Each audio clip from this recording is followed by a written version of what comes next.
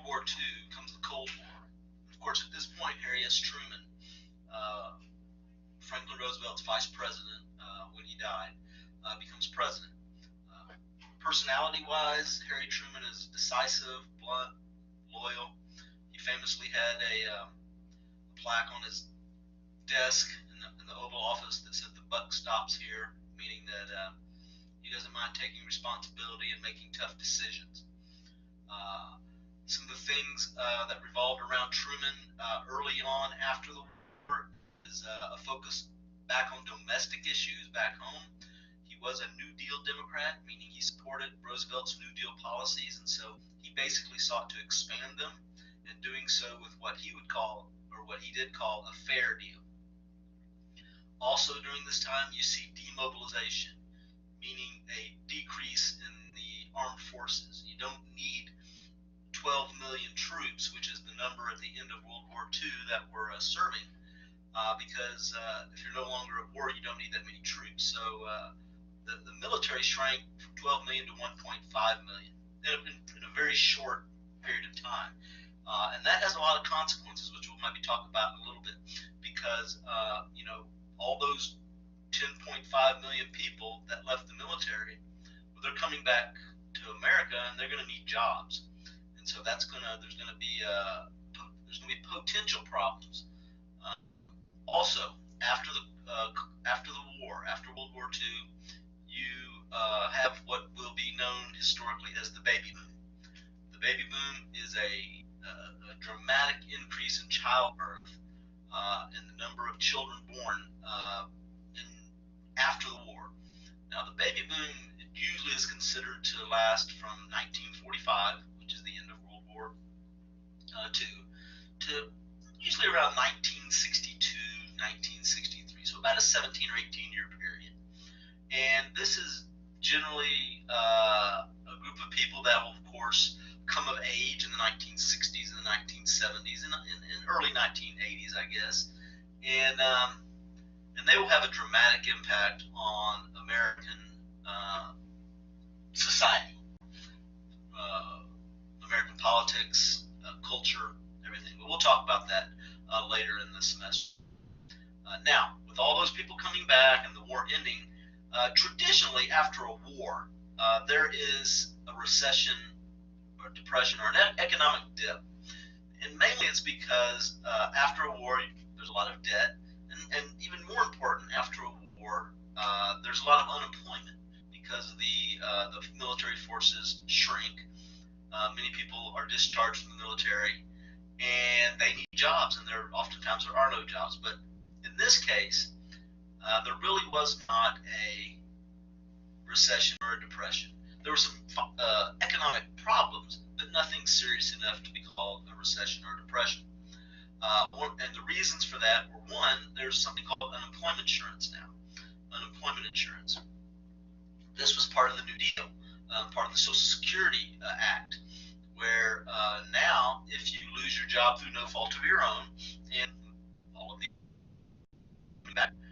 most of them were honorably discharged, so it was through no fault of their own, they're unemployed, they received payments to kind of bridge the gap between from when they got discharged to when they find a new job. And most of them found a job relatively quickly.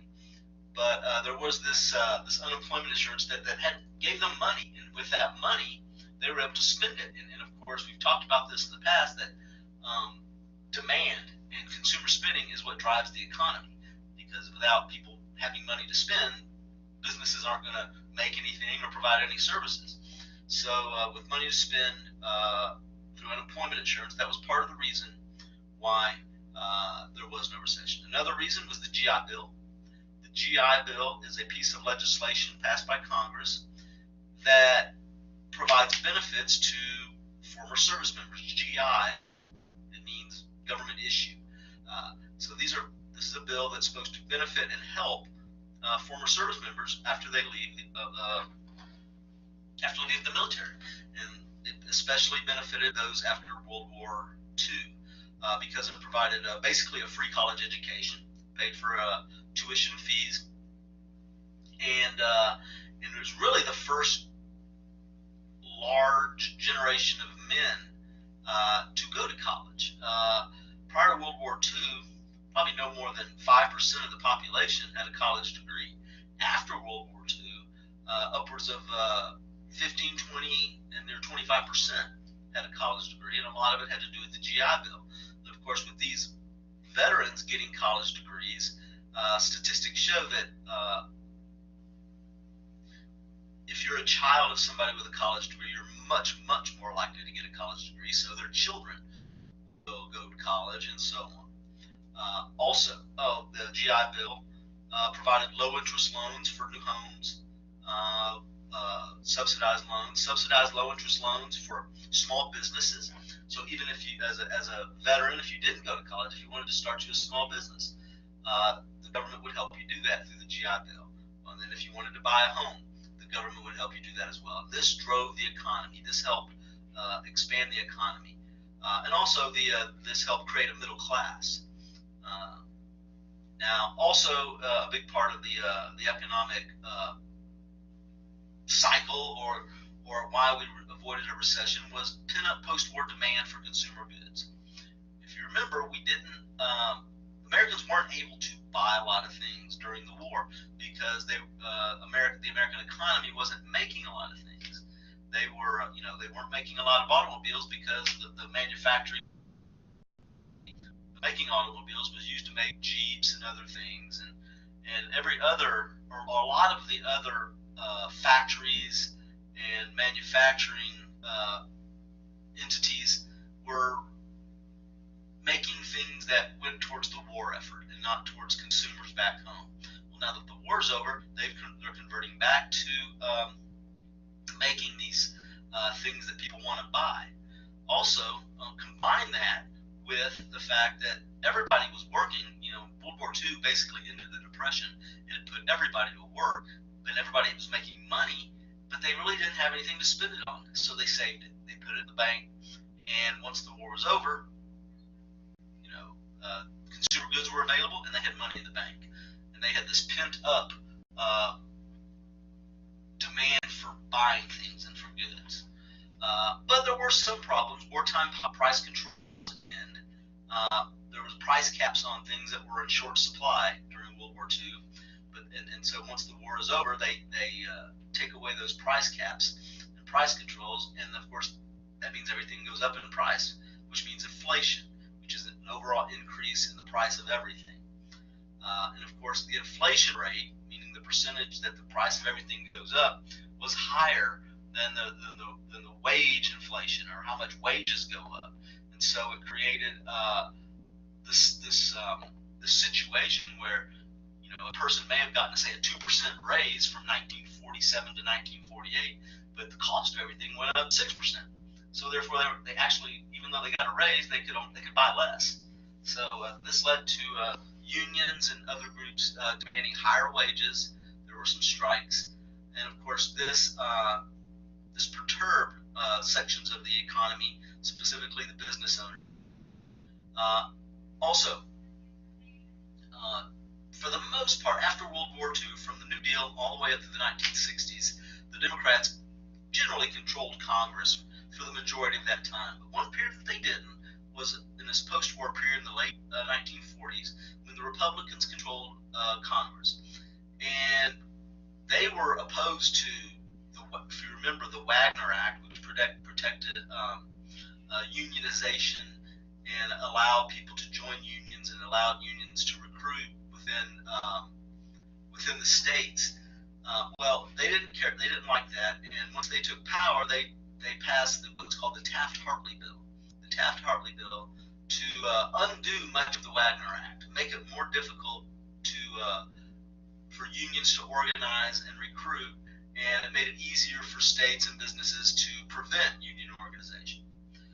So this was a way to roll the Wagner Act and that allowed unionization, or helped promote unionization. It was vetoed by by President Truman, but there was enough support for the bill among all Republicans and even some Democrats to override the presidential veto, and it becomes law, thereby limiting the power of unions. Also, after the war, the National Security Act established the modern National Security Council, which is a group of advisors that advises the president on, of course, national security matters. Prior to this, you had just different agencies talking to the president at different times and not really creating a cohesive national security policy where everybody's kind of on the same page. Everybody was doing different things. But with this, it kind of puts it together and gives the president a group of people sitting together that may have different points of view, but at least by the end of the discussion, hopefully they'll all be on the same page and understand what they're doing.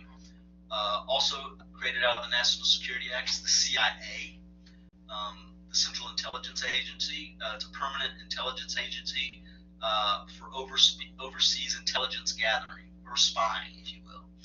Prior to this, really, an intelligence agency was only established in the United States during times of war, but now it will be a permanent fixture. The Joint Chiefs of Staff was created, basically taking the leaders of each of the individual branches of the military, Army, Navy, Air Force, Marines, and bringing a group of the leaders of those together in one room with the president to help make decisions. Also, they did some dividing up and some changing in the military itself. The Army Air Corps, which was the Army and Air Force together, was separated and created a separate Air Force. So a lot of changes in the National Security Act with regard to how our military and intelligence communities are dealing with future problems. So after the war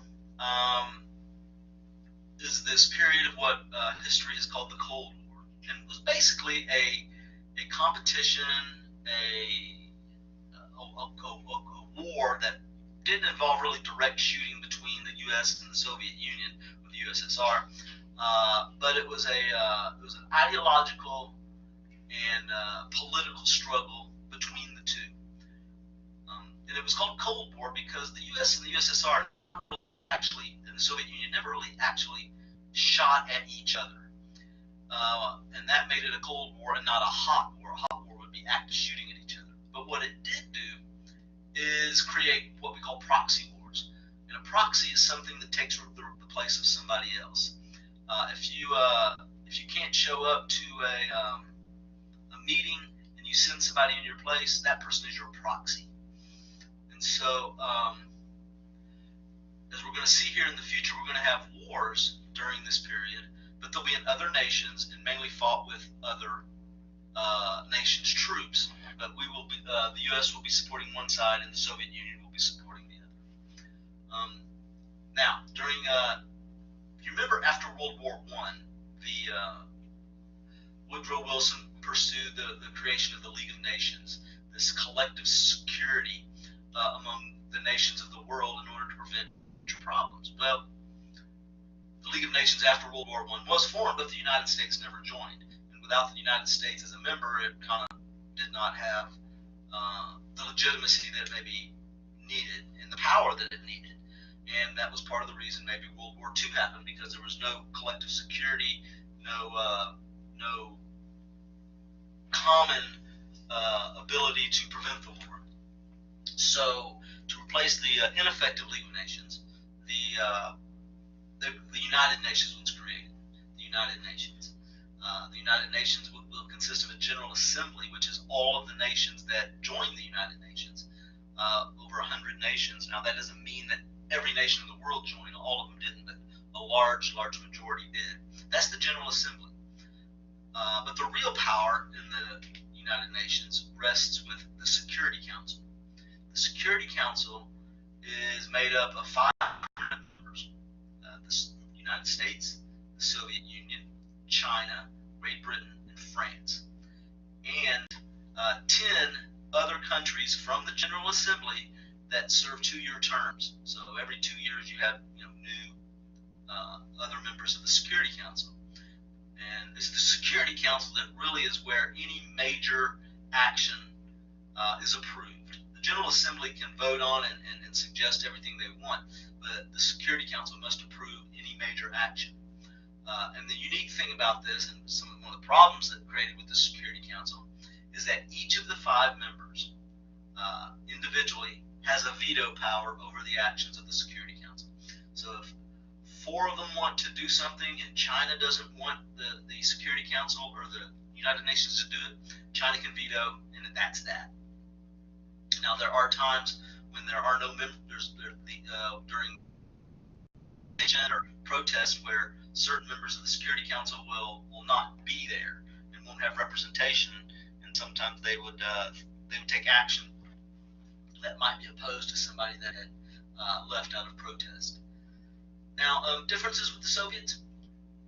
Well, differences occurred in Eastern Europe. Eastern Europe, that area between Russia and Soviet Union and Western Europe, Germany mainly, was that area that Joseph Stalin and the Soviet Union really wanted to have control of, because they wanted a buffer between themselves and Europe, because historically for millennia they had been invaded and attacked from Europe. So Stalin got what he wanted. He promised during the Yalta conferences to allow free elections, but then but he wanted to have influence. But what really ended up happening, he just implemented his own puppet governments that were just puppets of the Soviet Union, and this was kind of a violation of the Yalta agreements. And as he was doing this, he became more and more secretive, and the Soviet Union became more and more secretive in what they were doing and how they were doing it.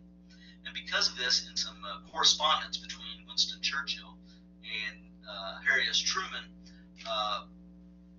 Churchill began referring to this quote-unquote Iron Curtain that was developing between the Soviet Union and the West in Europe, and it was and that term kind of stuck throughout the Cold War. Now, it wasn't a real curtain, it wasn't a real Iron Curtain, but it was a symbolic curtain that that prevented us from seeing what was happening over there. We really didn't know what was going on. So Iron Curtain that term will be used a lot during the Cold War. Now, as this is happening, as this Iron Curtain is being developed, and the Soviet Union is becoming more and more powerful, and they are implementing their influence over Eastern Europe and other parts of the world, we have to think about, as the West and the United States specifically, is to think about how to address this, how to go about not just stopping them, but potentially dismantling some of the potential expansion that they might be able to succeed at, and then spreading communism. Because you've got to remember, the communists in the Soviet Union, their stated goal is a worldwide workers' revolution. That's the whole point of communism, is workers take control of everything. And as a worldwide workers' revolution, that implies that they're going to have a revolution everywhere, including the United States. So we have to think about a way to prevent this.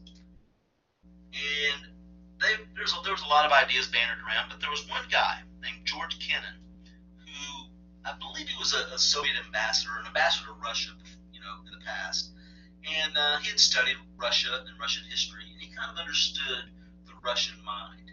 And basically, he wrote a letter or a paper, a policy paper, and presented it to Washington, D.C., President Truman and his advisors, explaining his point of view.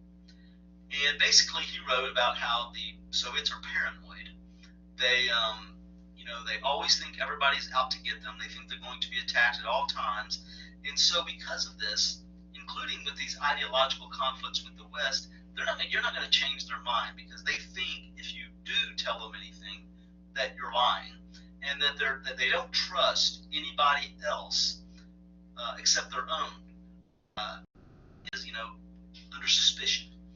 And so Kennan said you can't change their mind. So they're going to attempt to expand, but they're not going to dismantle without a war. So the best thing you can do is stop them from expanding. Instead of starting a war by trying to get them out of places like Yugoslavia or Czechoslovakia or some of these places that they're controlling, let's just contain them. Let's just prevent them from expanding, and hopefully and eventually that the communist system will just fail itself and will just collapse upon itself.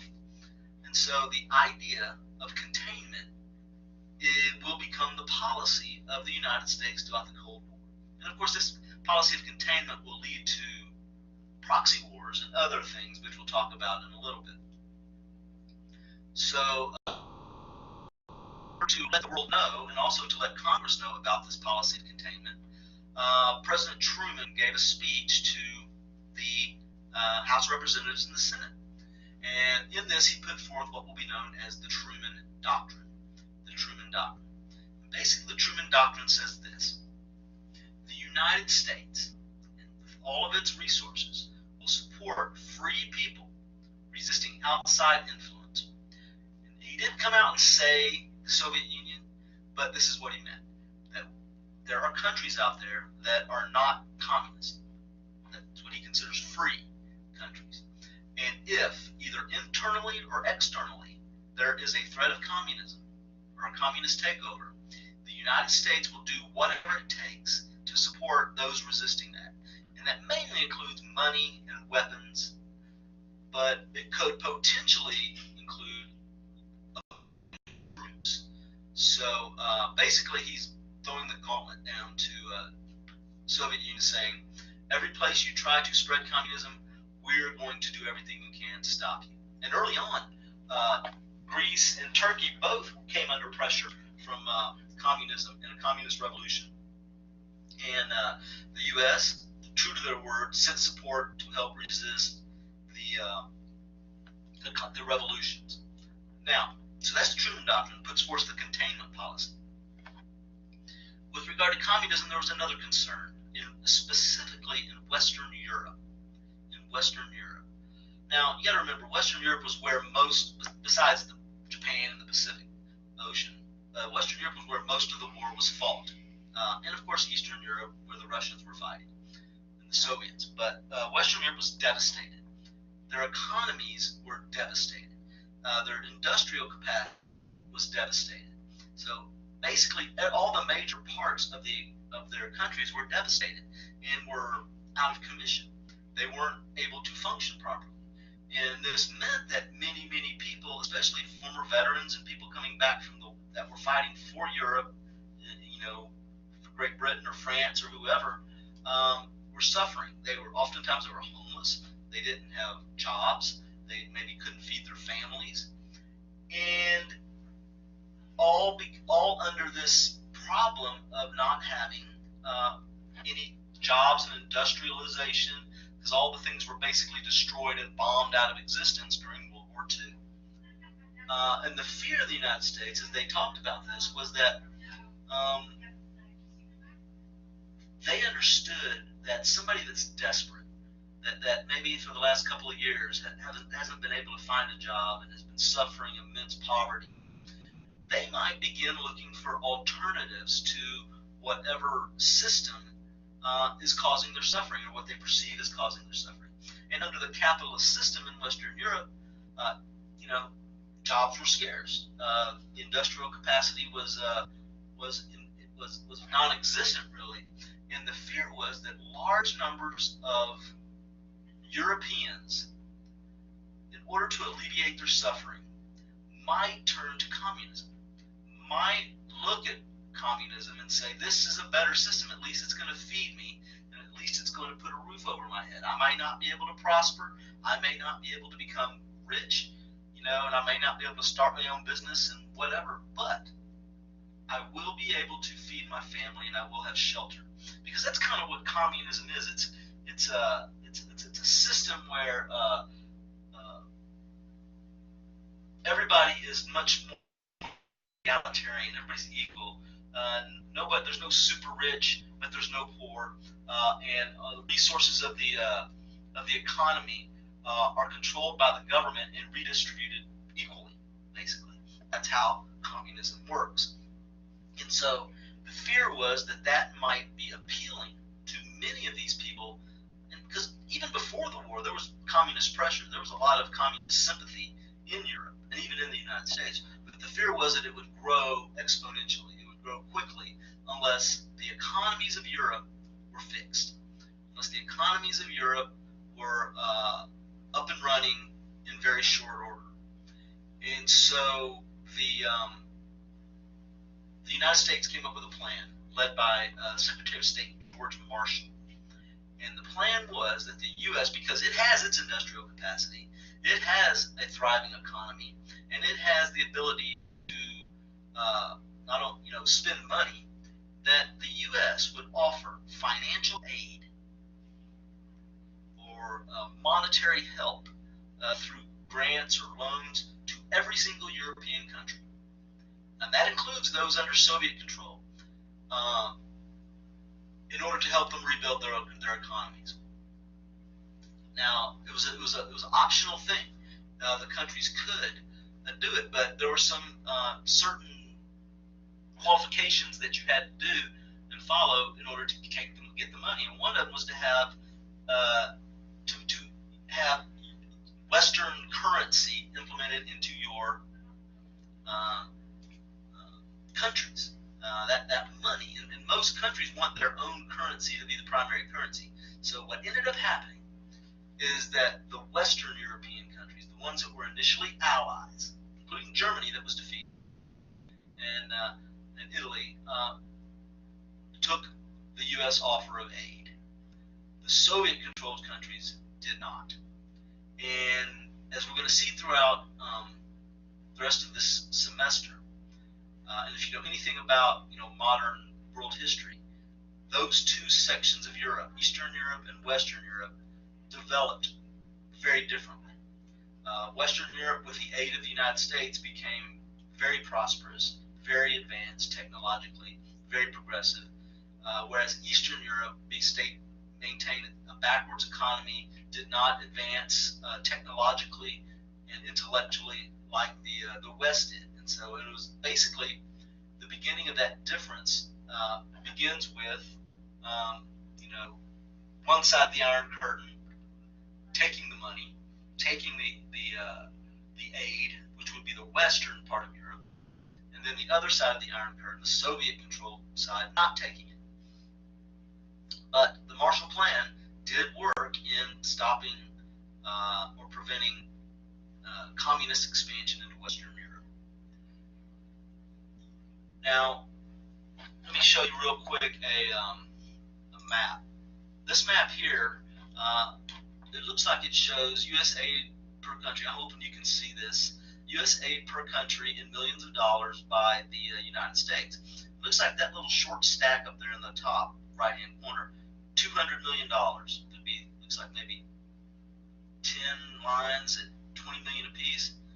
But then bring that down and kind of look at how much money was given to these different nations. Of course, France and United Kingdom, Great Britain, suffered the most during the war from the German onslaught, and so looks like they got the most. And as you can see there, West Germany got money, East Germany didn't, and they will develop very differently. The point is that those countries took U.S. aid. U.S. spent billions and billions and billions of dollars to help rebuild Europe and to prevent communist expansion, because I think that the thought process is it would cost a lot more later to fight communists in Western Europe than it would right now to prevent communist expansion in Western Europe. So spend less money up front now before you have to spend more money later fighting them to remove them. So the Marshall Plan. No, the Marshall Plan is that direct U.S. aid to European countries. Now, as you saw on that map, Germany was divided into sections. Each of the major allies controlled a section of Germany. And the goal was to, of course, govern and control Germany and while they're transitioning from Nazism, but also to create a common currency. And let me show you a map here. The different countries that control the different parts of Germany. As you can see, the dark green, that's the British zone. It says West Germany with Hamburg and Bremen. The darker brown is the U.S. zone, included Frankfurt and Munich. The lighter brown is the French zone. And then you have the Soviet zones, mainly East Germany, that included Berlin. Now, Berlin is the capital. And so all of the different countries must have access to the capital of Germany. And so there was an access corridor created from West Germany over into East Germany that had train tracks and roads that were supplied Berlin and the people in Berlin. Of course, during this time, that Iron Curtain, that brown line right here, is really that this would be considered the symbolic Iron Curtain, okay, separating East Germany, and that's probably not the best thing to fix that. The Soviet Union over here, and the democratic, capitalistic Western side. Okay. Now, because Berlin, the city, while it is in East Germany, controlled by the Soviets, it is shared, much like all of Germany, where the West has this part that they control and the East has a part that they control.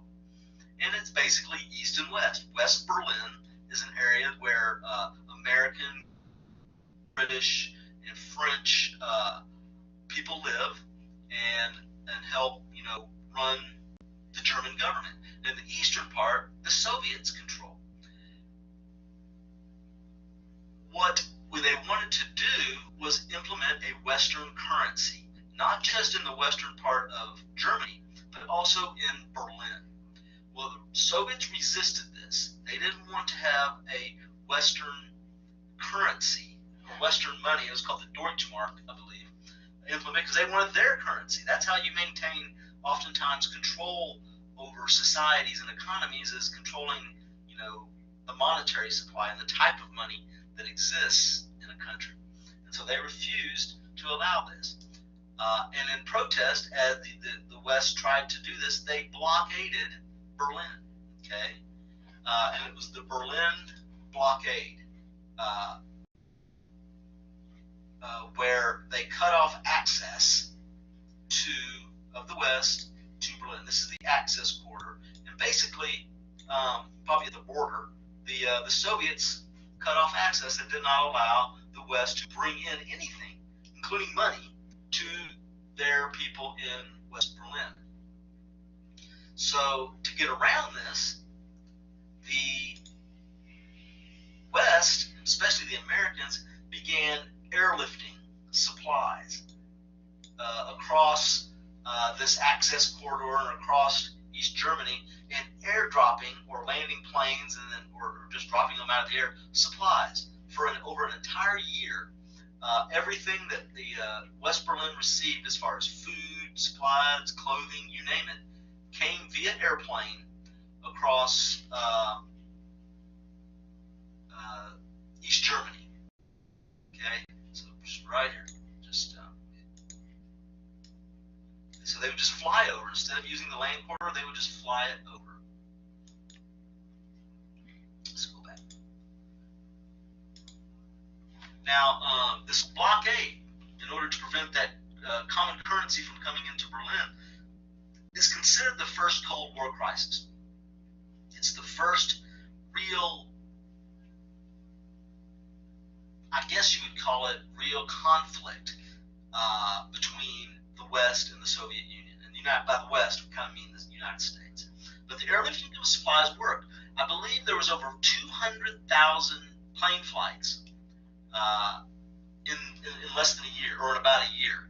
And eventually, the Soviet Union realized that the blockade's not working, so they lifted the blockade. So the airlift worked. But logistically, it was one of the most amazing things ever done, supplying people that much stuff just through airlifting, through planes. So it's amazing. It was an amazing logistic effort.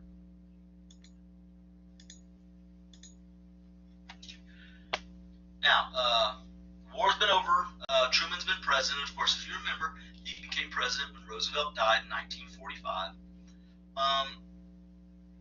So he's up for election in 1948, and of course he's a Democrat. He's running as the Democrats' main candidate, and he's going to be running against a guy named Thomas Dewey, the Republican. Now, at this point, Truman's not very popular. He's got pressure in his own Democratic Party from the left, or more conservatives people, especially the Southern Democrats, and the left, which is the more liberal people that thinks he needs to go be more progressive and more liberal.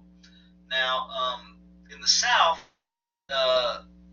there's a new party that branches off called the Dixiecrats. Now, these are Southern Democrats that leave the party, at least temporarily, because they don't like that the National Democratic Party, led by Truman, is beginning to embrace civil rights.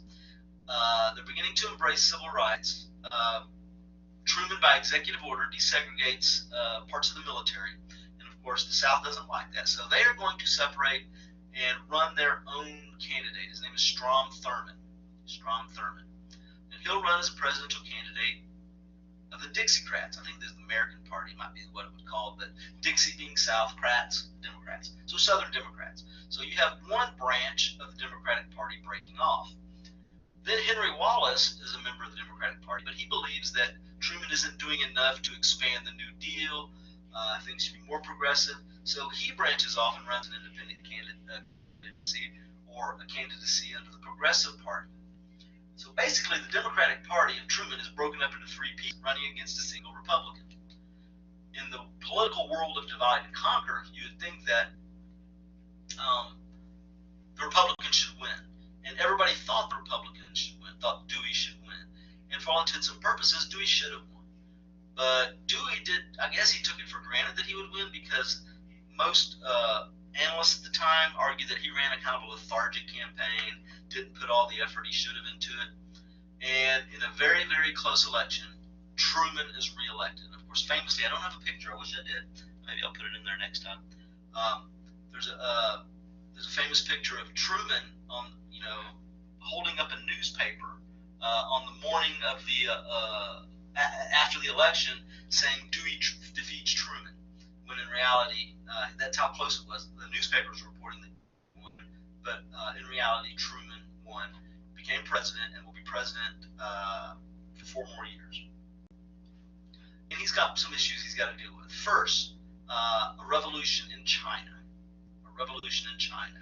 Communism is expanding, and immediately after Japan was removed from China, remember prior to World War II, Japan had invaded China and controlled China. Well, when they lost the war, they left China, and immediately there had already been a communist presence in China, and they immediately attempted to take control. And so there was a civil war between the communists, led by Mao Zedong, and the nationalists, who were those that wanted to maintain basically the current Chinese government that existed before Japanese invasion, led by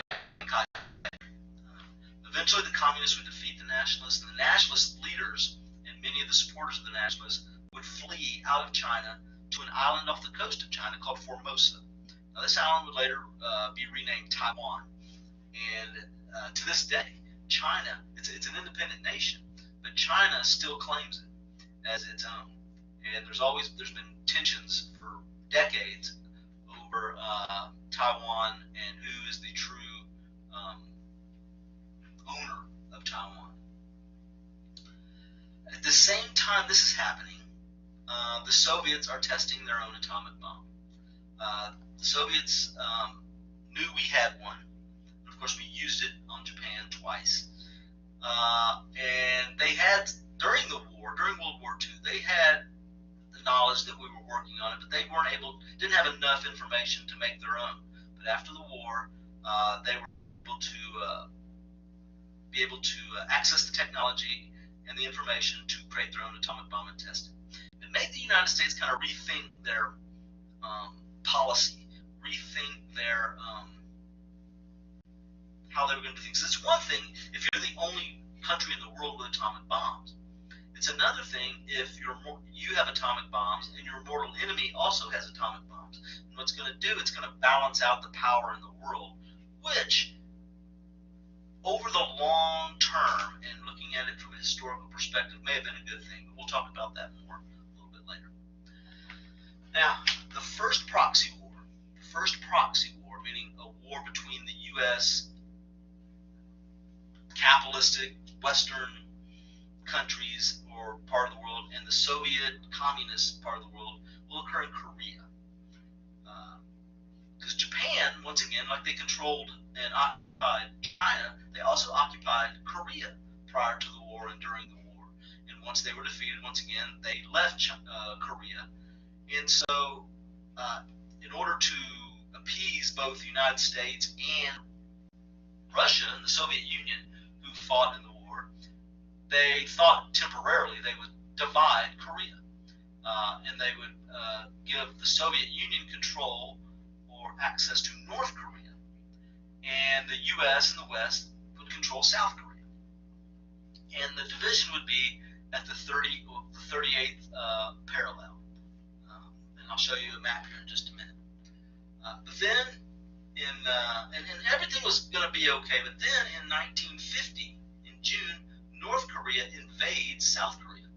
Okay, and invades it all, and takes almost takes over every single piece of South Korean territory, and they capture the capital of Seoul.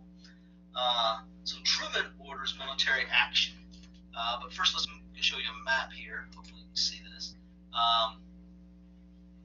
Where these blue arrows are the North Korean invasion of South Korea, and the only area left is a southeastern green area, which was a UN stronghold, and the only one that was able to put off the North Korean invasion. As you can see, that red dotted line is the 38th parallel, which divided the country basically in half.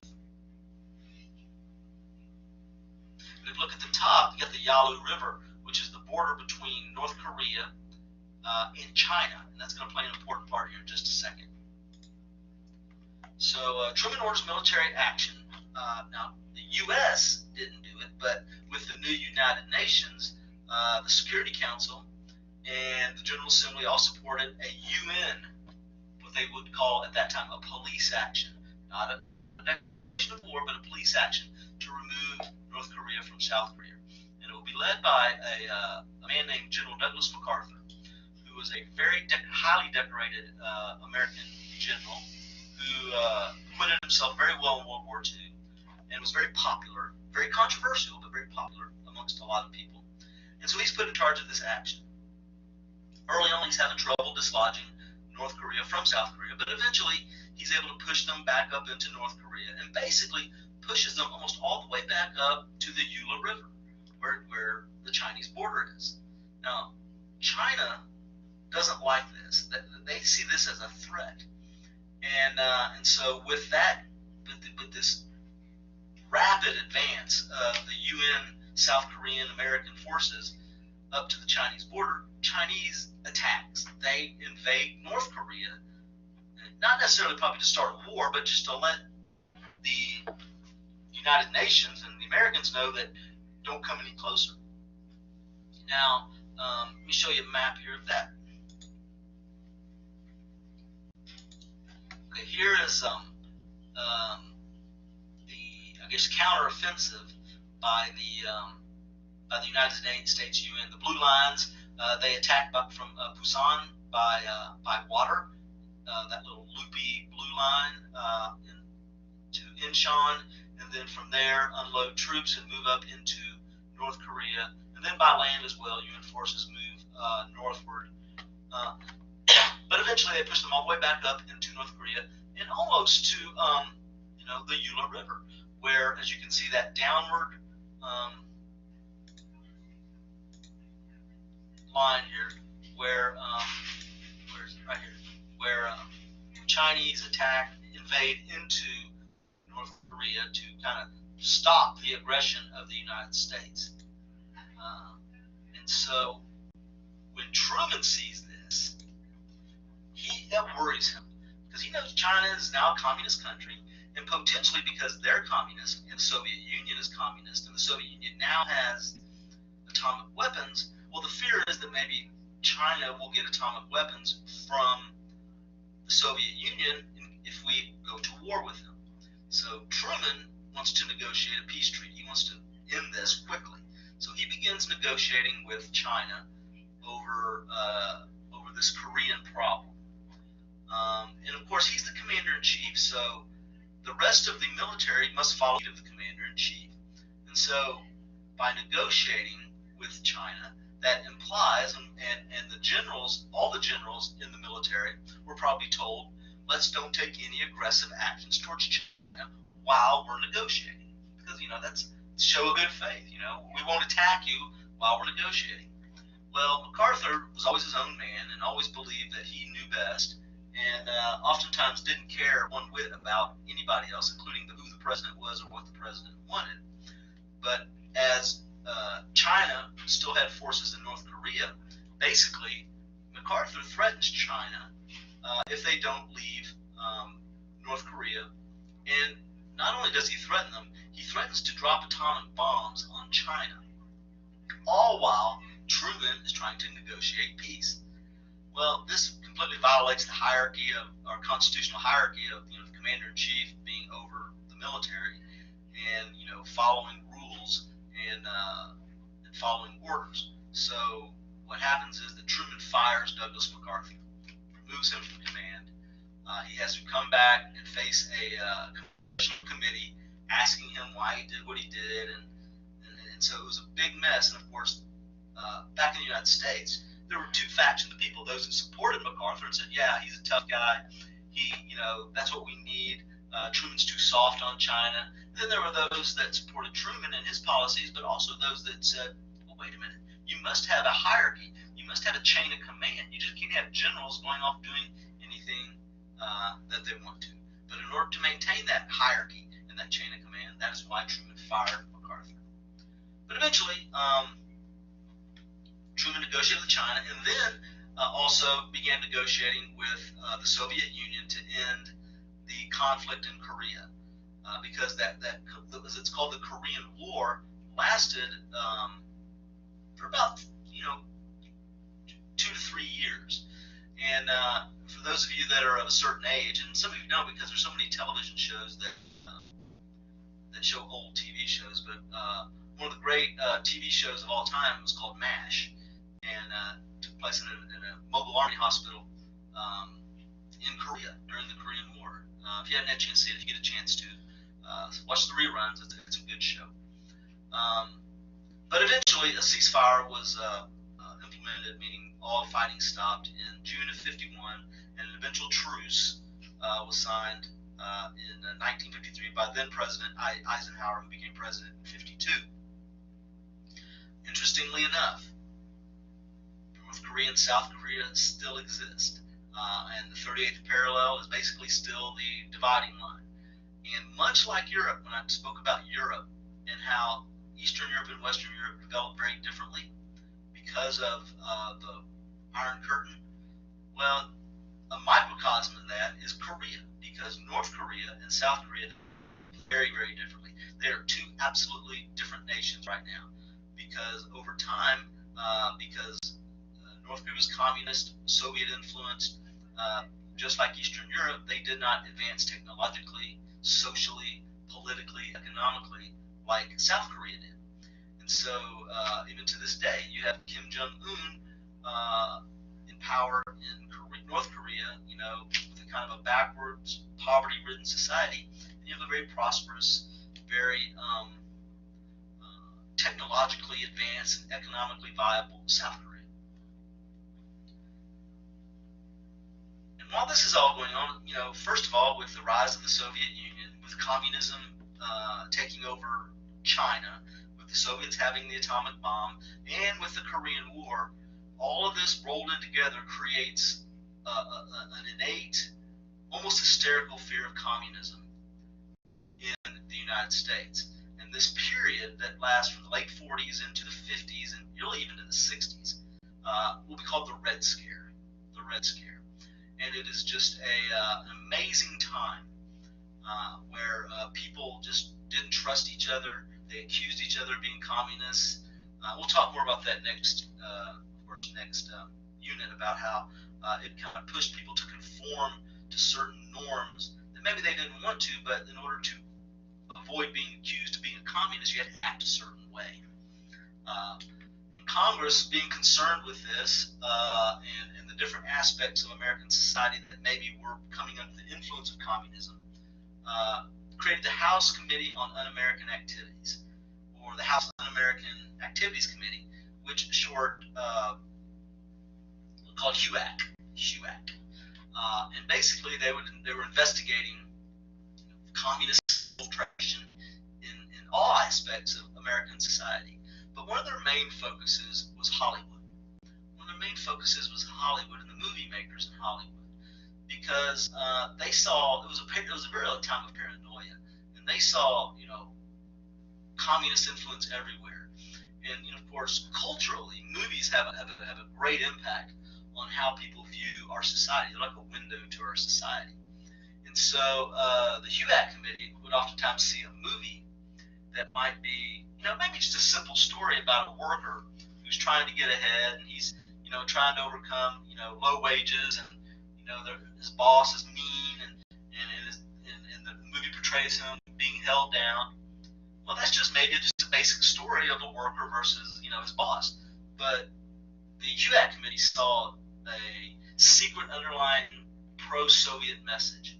And so this was kind of the thing, to bring in people into the committee and grill them about, whether they're communists, whether, they're communist sympathizers, was this a communist story, and all these things.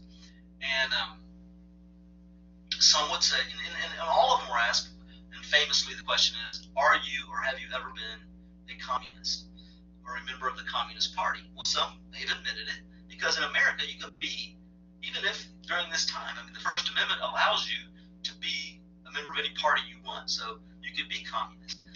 So those that were communists sometimes said they were. Those that weren't said no. But there were also a group that said it's none of your business, basically. Because in America, according to the Constitution and the First Amendment, you're allowed to associate with whoever you want. You're allowed to believe whatever you want. You're allowed to, adhere to or read about any political philosophy that you want.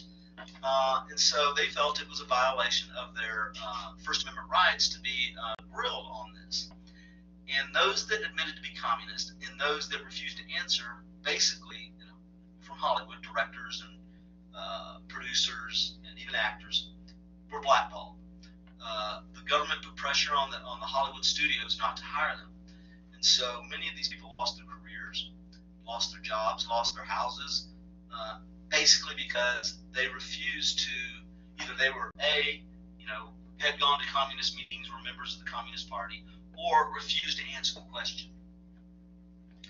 And also, Truman Loyalty Program, in order to make sure that people, especially in the media, the news media, were appropriately supportive of American policy and not communist, Truman implemented a loyalty program, basically where you had to sign a paper saying you were loyal to the United States and not loyal to the Soviet Union or communism. And while that doesn't sound like a big deal, it really has never been done before in the United States. People have been allowed to believe whatever they want to, and even be part of radical political parties whenever they want to, and never had to pledge loyalty to any single government or any single politician or president. And because the problem here, when you do that, is who gets to define what's loyal and what's not? If you are, say, you're signing a sheet saying you're loyal to the American government, if the American government does something that you don't like and you complain, are you disloyal? Does that mean you violated your loyalty contract? That's a slippery slope that we go down as to this idea that that's why we're laws and not people. If you violate the law, well, then you can be punished. But this whole concept of loyalty is very different than law. It's a very subjective thing, and you could do anything, and it could be perceived as disloyal if the person deciding thinks it's disloyal. So this was very controversial, very controversial. But with all the paranoid fear, there were actual communists. People like Alger Hiss, Julius and Ethel Rosenberg were convicted spies, spying for the United States. I mean, spying for the Soviet Union in the United States, and taking advantage of this paranoia in the Red Scare was a guy named Joseph McCarthy. He was a senator from